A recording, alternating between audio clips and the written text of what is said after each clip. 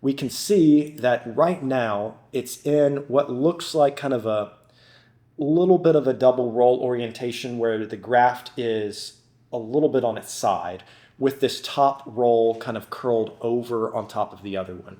A way to turn this into a right side up double roll is to decompress the anterior chamber by shallowing it through the main wound. And so that's what you're going to see him do here. He shallows it through the main wound. Those attractive forces of the fluid coming out of the main wound kind of pull that edge closer to us and open it up into a more normal double roll configuration.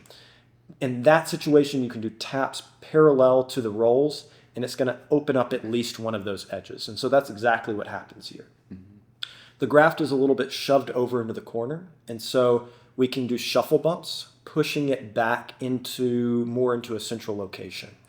Those shuffle bumps then don't work quite as well because the chamber is a little bit shallowed, and so you see that proximal edge kind of curling up. As we get it closer, we shallow the anterior chamber using the main wound again to kind of attract that closer edge to us. And Carson, kind of explain what you're doing here.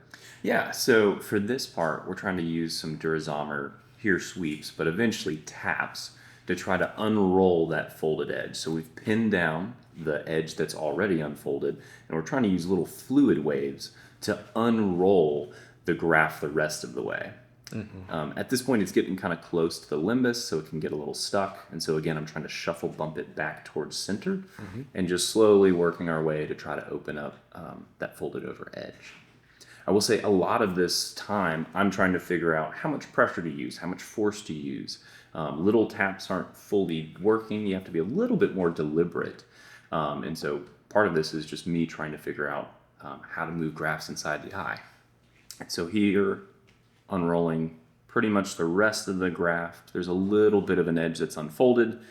And then we can see inferiorly, we have the marker on the graft that's telling us essentially orientation. So there's an arrow cut out there, and if it's pointed in a clockwise direction, that lets us know that it's in the right way.